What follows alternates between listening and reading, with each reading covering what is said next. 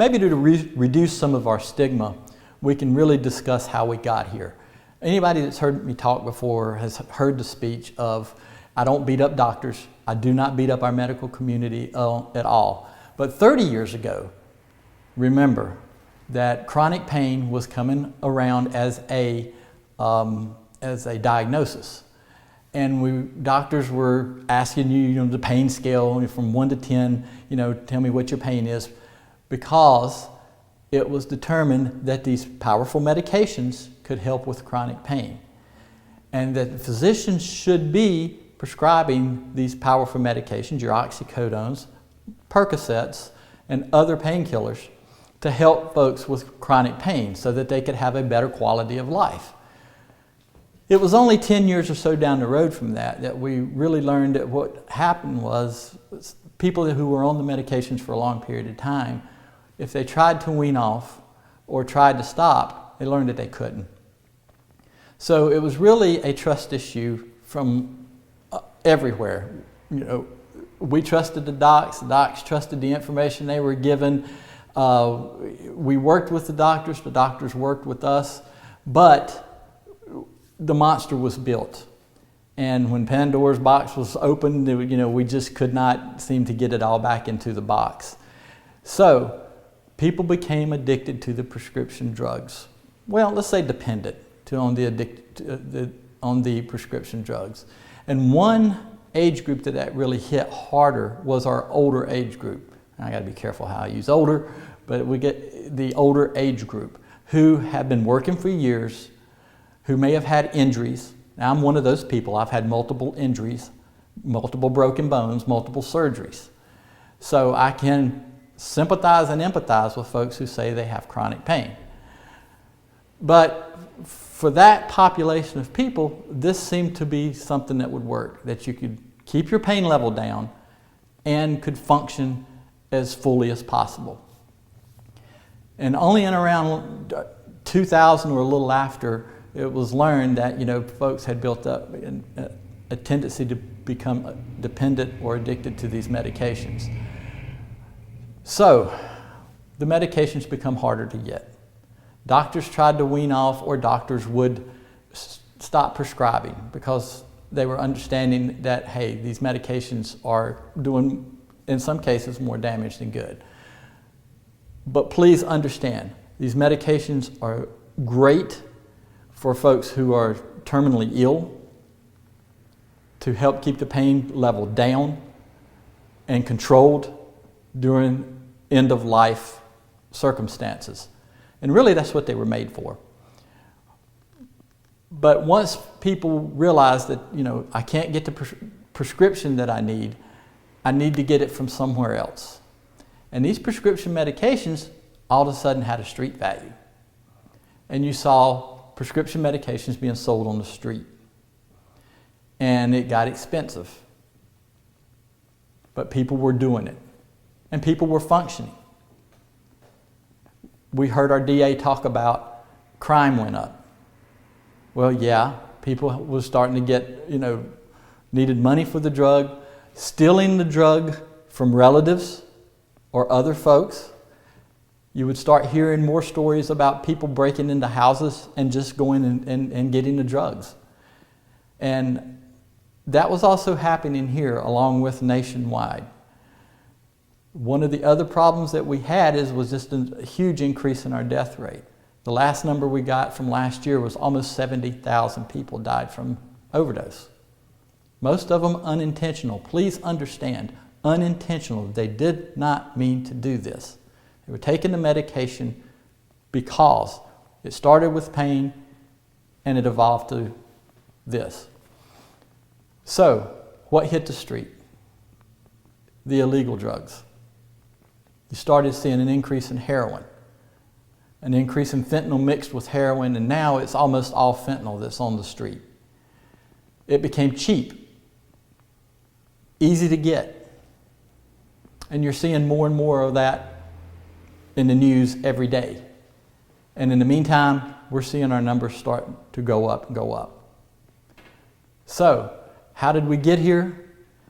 That's a very brief explanation of what's happened over the past 30 years. But I say that because I want that to help reduce the stigma of these are not just someone who got up one morning to decide, I'm going to start taking opioids.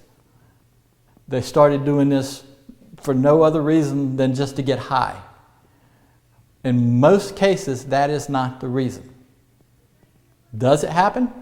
Sure, it's happened. It's been used recreationally. So some age groups, some young folks, feel like they're invincible and can try it. But let me say again, I am a son, I am a father, a husband, a grandfather, and this is going to take a generation to make a change.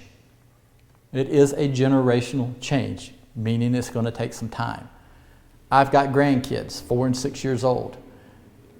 I would love to see a huge reduction in the stuff on the street and the problem that we have with the opioids before they get up into those impressionable teenage years. It can be done, and I have to believe it will be done, or I wouldn't be sitting here talking about this.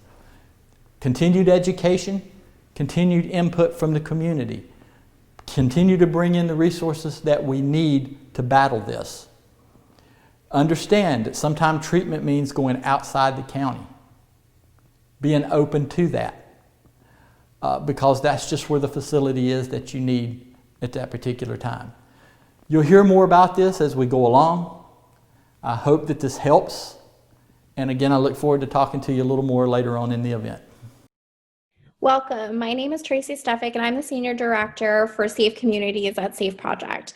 I'm joined today by my colleague, Randy Abbott, who's our Manager of Volunteer Programs, and we're going to be sharing a little bit with you today about the intersection between substance use disorder and stigma, as well as some data and some tools we can all use, not only to combat stigma, but also change the narrative in our communities.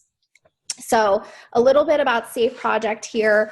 We're a national 501c3 nonprofit organization who's committed to overcoming the addiction epidemic. We were founded in November 2017 by Admiral James and Mary Winnefeld following the loss of their 19-year-old son, Jonathan, to an accidental opioid overdose. Hoping to save more families from the pain, the Winnefelds immediately channeled their grief into action and started Safe Project. And so today we're a team of multidisciplinary experts who use a collaborative, nonpartisan approach working towards achieving safe campuses, safe communities, and safe veterans. And we're actually in the works adding our fourth initiative called Safe Workplaces, focusing on businesses and corporations. So, as Tracy mentioned, our founders, Admiral Sandy Winnefeld and his wife, Mary, you can imagine as an admiral that things are very organized in a very good way, but there is a strategic effort that has been put forth in a strategy to make a concerted effort to bring an end to stigma and to within our focus areas of safe campuses, safe communities, and safe veterans, and now safe workplaces, to make sure that we're bringing all stakeholders to the table.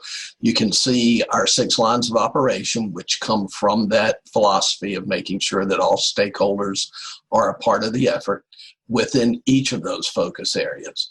And you can see the 6 lines of operation here.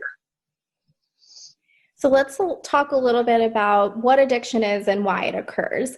And so addiction itself is a medical illness, a brain disease, but you'll see on the slide there are 3 complex primary factors that can elevate your risk for substance use disorder. And they are biological factors, psychological factors, and social factors. So let's start off with the biological element.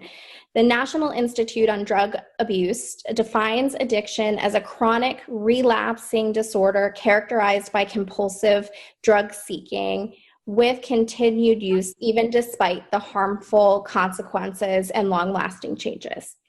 And so it's considered both a complex brain disorder and a mental illness. And researchers have even concluded that addictions can change the physical structure of your brain, primarily the prefrontal cortex, which overrides willpower and judgment over time.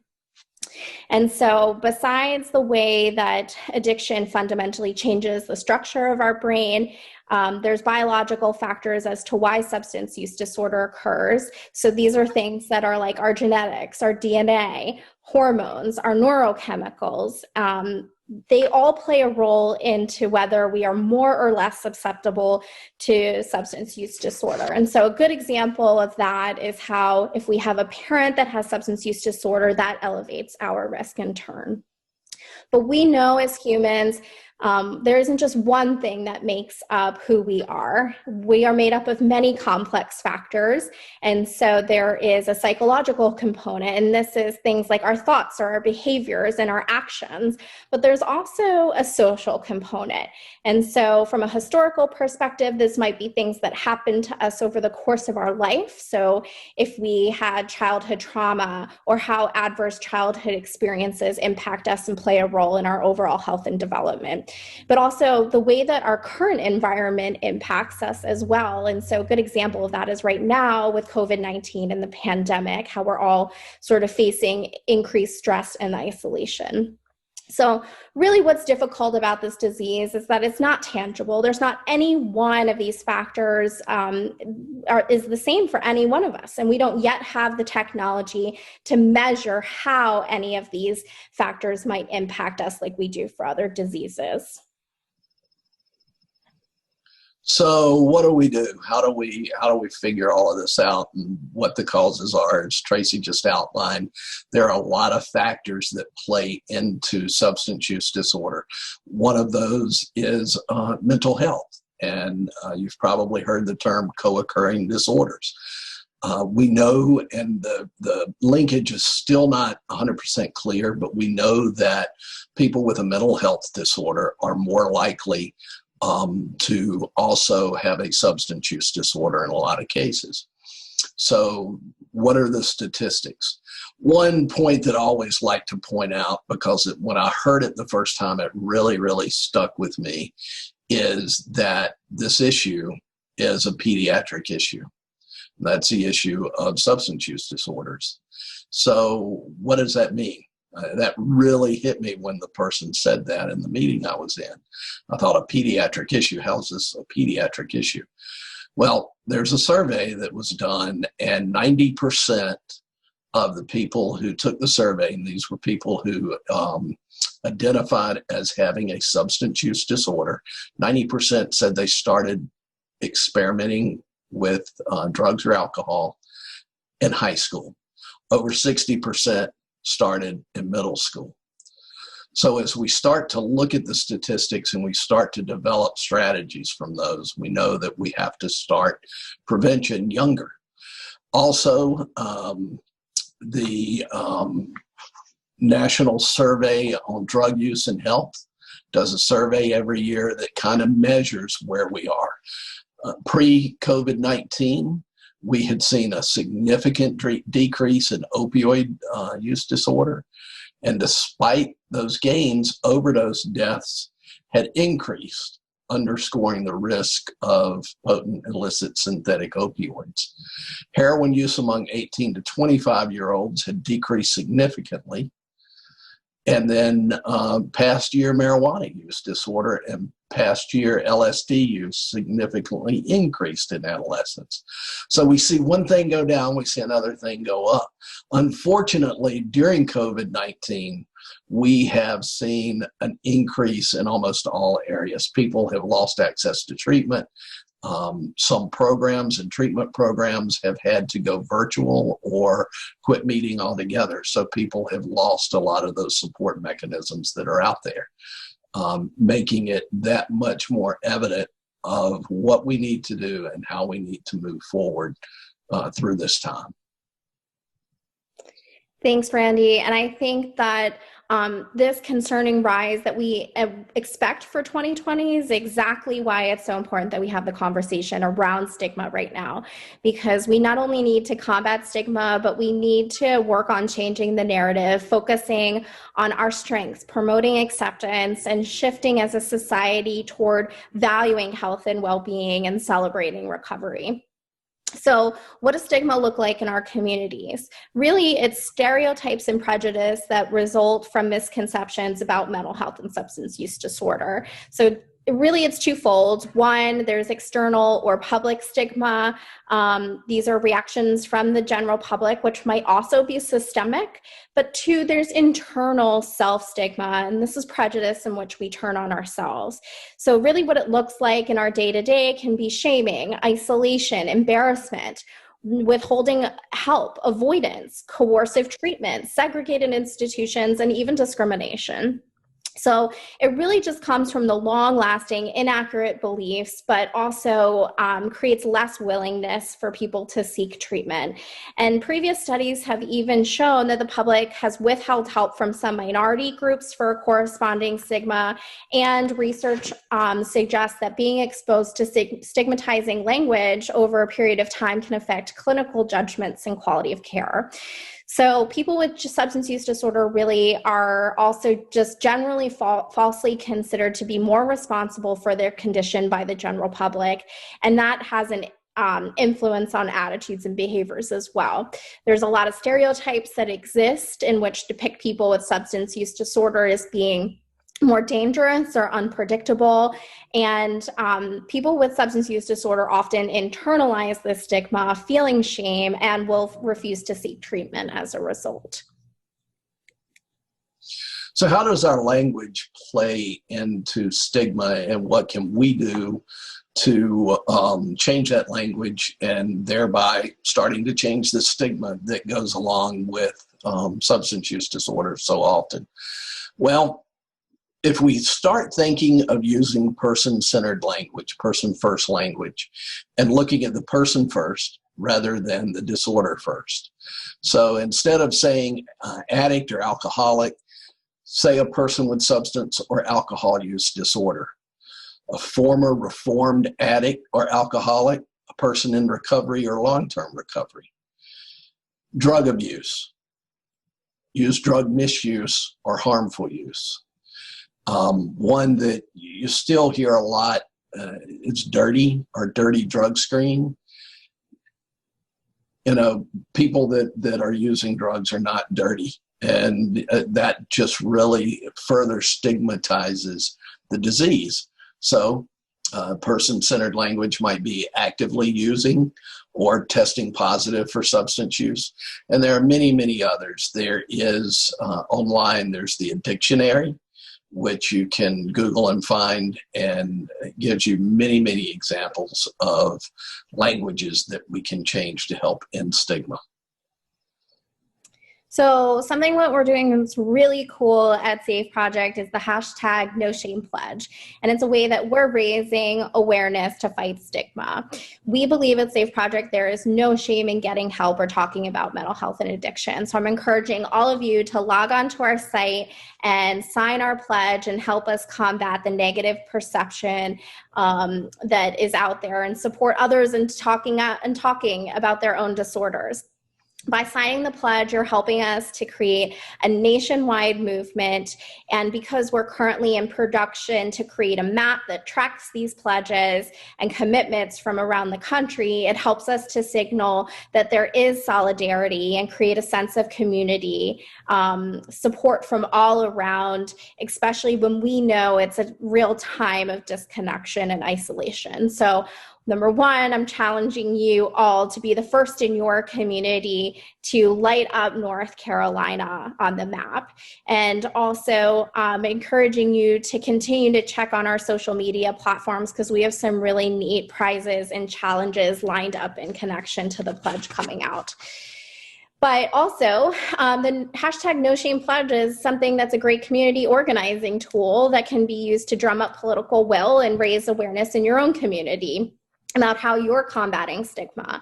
And something that can be used as a catalyst to drive social impact and help change behaviors in the community at scale. So for this purpose, we've actually developed a social media toolkit to help communities get the word out and replicate the campaign locally.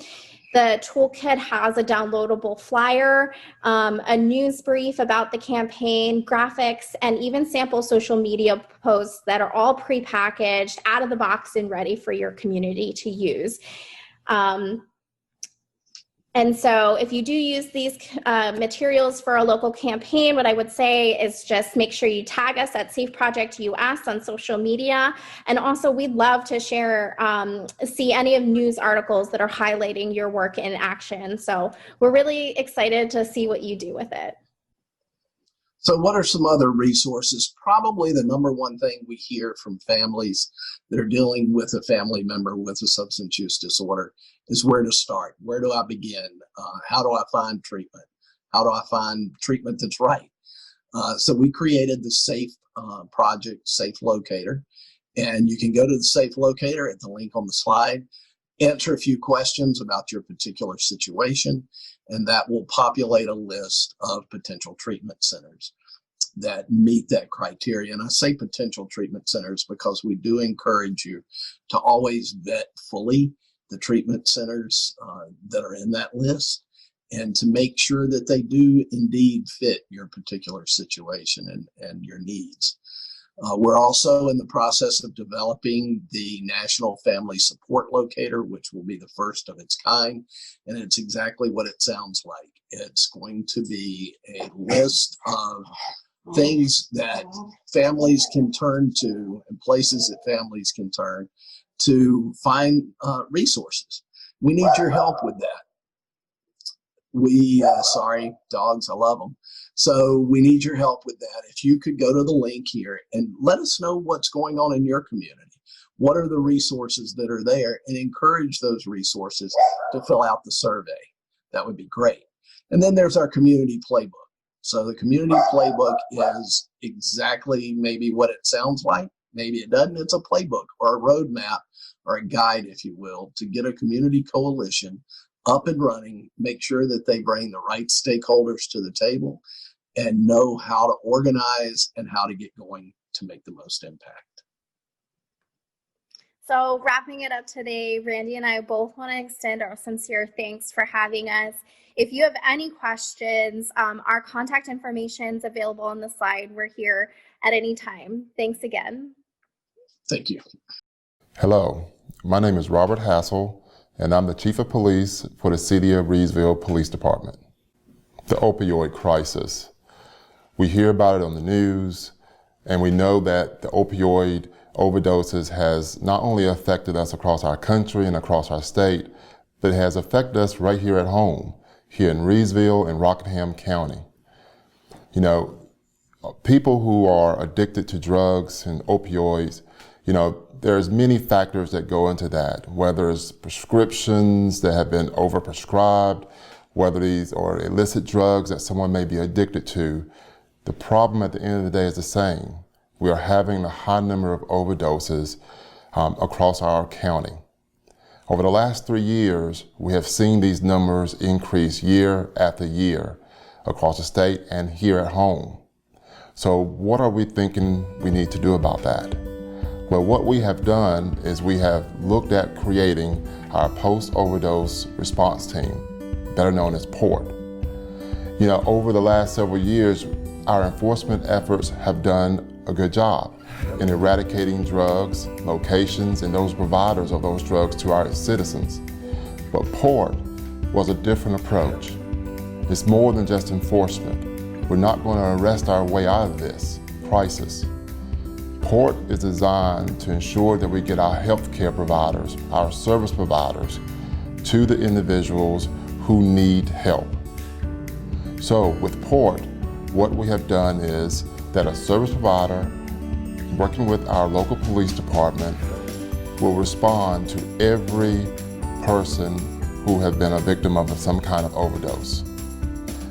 That response will typically happen between 48 and 72 hours, where a healthcare provider will, what we call a cold contact. They will reach out to the individual by going to their, where they live, and see if they wish to get more help from one of our providers here in Rockingham County. Hopefully that individual will accept that help. It's not something that we forcibly push on the individual, but we do come with all the information they need if they wish to go that route. It is our goal to make contact with every person who is suffering, because that's what this is. It's an addiction, and these individuals are suffering from that addiction, and it affects more than just them. It affects their family, their loved ones, their friends. It affects our community as a whole. So Port is looking to try to make a difference. We want to see our numbers go down as it relates to overdoses. Even if it's just one or two or just a few individuals that seek help, those are individuals that are now on the path of recovery. And I think that is a success. This new approach here in Reedsville, the Post-Overdose Response Team, better known as PORT, was a pilot program. It's an initiative to give help to those who are suffering from addiction. We know this crisis is not just centered here in Reedsville. We're experiencing this across all areas of Rockingham County. So hopefully over the next several months of our team responding to those who need help, we will see much success. And that success can then spread across Rockingham County, where we can deliver the same type response to other individuals across our county who need help. Also, we have implemented initiatives that get information into those who need it. Our officers have information packets. These information packets are given to every individual that may be experiencing some kind of addiction. When these packets are given to the individual or family or loved one after an incident, that is an opportunity for that person to seek help. After they get the packet, they review the information, they can either contact one of the service providers that's in the packet, or they could come down to the Reedsville Police Department and seek additional information, and we will make sure that we connect that person with an appropriate service provider for that person. Our family. Anytime we have a person within our family who is suffering, and what we're talking about today is the opioid crisis and addiction. It hurts everyone. It hurts our loved ones, it hurts our family, and I know it's hard. It's hard for you to see a loved one who is suffering with this addiction, but there is help, and you're not alone. If you have a family member who is suffering from addiction, there is help right here in Rockingham County. Please reach out to the Reedsville Police Department or the Rockingham County Opioid Task Force or the Post-Overdose Response Team Coordinator. We're here to help you. You are not alone. I know the struggle seems long and I know it's hard, but there are many individuals, many organizations and resources that are here just for you to help you and your family member get through this. So please, if you have a family member who is suffering from addiction, reach out to any one of our service providers and we will be here to assist you. Today I've got B.J. Kuhn with me, who is a ministry leader in this and a state rep. I just want you today to take some time and educate me on, and the community on Celebrate Recovery. What is it all about? How do people get involved? Celebrate Recovery is a 12-step program. What sets us apart is that we are biblically based, so there is scripture involved. Each step has a scripture with it. We also practice the 8 principles, which are the 8 Beatitudes from the Bible, which are simply characteristics to live by, moral values, walking in integrity. Celebrate Recovery is also set apart because we are not we're not confined to only addiction. Primarily who we see are people with addiction. Our personal ministry has grown significantly beyond that because it's for all hurts, habits, and hang-ups. And so divorce, anger, theft, problems with lying, pride problems, just needing an extra meeting or group to attend for support every week. We encourage people when they come, you'll see sitting here all of our chips. We encourage people when they come to pick up the blue chip, which is where their journey begins. And so we've had people come through and pick up multiples of those because maybe they were struggling with alcoholism and they came and stopped drinking, and now they realize anger's what sent them into that spiral. And so now they need to pick up another blue chip because they need to work on their anger problem.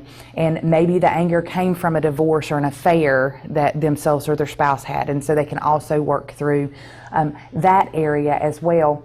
We are an open group. We do a large group meeting which combines males and females, but then we separate off into open share groups so that we can do, so we have a chemical dependency group and we have an A to Z group, which chemical dependency is people that struggle with addiction. The A to Z group is for everything else that people may struggle with. And we have those separated per gender so people can be comfortable to share openly. We also, and so that meeting happens here at Osborne Baptist Church on Sunday nights. We have dinner at 5 o'clock, worship at 5:30, and our large group meeting starts at 6 o'clock, which typically entails 1 week we will have a lesson, so that's going to be based on the 12 steps. And the next week we have a testimony, and those vary as well. This past week we had the testimony of a young man that had been military. That's how he got clean. He didn't go to a program, he went to the military. We've had testimonies from people who got addicted because they went into the military. So he talked a lot about his PTSD when he shared his testimony this week. Phenomenal testimony, but worked the 12 steps to get there. We also have step study on Thursdays here at Osborne, one group for women, one group for men, and that meets at 6:30, and it is an open group, and it takes you through the 12 steps individually with a facilitator. I facilitate the women's group on Thursdays currently, and Rob Robbins, who is a counselor here at Osborne Baptist, facilitates the men's group. And he's available, so I'll go ahead and give his number if that's okay. Sure. At 336-344-6064, and provide some counseling through the church. He's available to answer questions about Celebrate Recovery. He is the on-site representative for our Celebrate Recovery ministry, and so if anybody has questions on how to get involved, they can also call him. We have need for sponsors, and so I typically encourage people get into a step study because we have real specific requirements for leadership. We want to make sure that people get the support they need and that they get it from healthy people. And so we do provide sponsorship through Celebrate Recovery, which is somebody to help walk someone through the 12 steps. Our sponsors are trained. We, if somebody wants to be a sponsor and has a significant amount of time in recovery, we would love for them to come and get involved and provide sponsorship to some of our ladies and gentlemen. We also provide, so I talked about the beginning chip. We also have one for every month so that people can celebrate monthly, and we do that celebration every Sunday. And then we have this nice heavy metal chip when people start getting multiple years. I will pick up a 14-year chip in August of this year, or coin, because it becomes a coin once you get past multiple years, for chemical dependency, but have a blue chip on my key ring for other hurts, habits, and hang-ups that I'm currently working through. And we all have those. Absolutely. Well, I mean, if anybody out there thinks that you don't have some kind of a hang-up, if you want to minimize it to that, we all have that. That's right. So these types of programs, it's great, because what I'm hearing, and correct me if I'm wrong, is that you go where the person is. That's right. Because again, when I hear, to bring it down to me in the community, is if you help someone with their addiction and you can help them get into a program, all their other problems will just, everything will fall together for that individual, for lack of a better way of putting it. And I tell them, that's not necessarily true. You got to go where the person is at the time. That's right. Because if a person comes in and says, anger issue, housing issue, I want a job, food. That's right. Just something simple. If you're looking at Maslow's hierarchy here, That's right. of where the person is, that's where you've got to meet the person and start working from there. So I like this because it doesn't go from just, you know, bang, bang, bang. You can go backwards and forwards and work with different issues. So, you know, yeah, great, you've taught me something today about the whole program, which is what we're here for anyway. We also have, in addition to the adult group, you mentioned meeting people where they are, and so part of what has been attempted, I know, on everybody's part with the opioid epidemic is prevention. Right. And so we have a children's program and a teenage program. The Children's Place and the Landing are provided for children and teenagers to go through the 12 steps, but they go through it on their level, and so they're not in there talking about drugs and alcohol and all of that stuff. They're going through the exact same lessons we're going through on an age-appropriate level. I myself was incarcerated. I hear people talk about jailhouse religion. Hey, if somebody finds it there and they get the resources they need there, then that's wonderful, because that's what happened for me. I'd lived a really, really hard childhood. My mother was an addict. My daddy was an alcoholic. And we experienced all the ramifications of that. Swore I would never be that. I would never be like either of them. And in my teen years, got into an abusive relationship with someone, and married that man in my early 20s. Had my second daughter, which was my third child.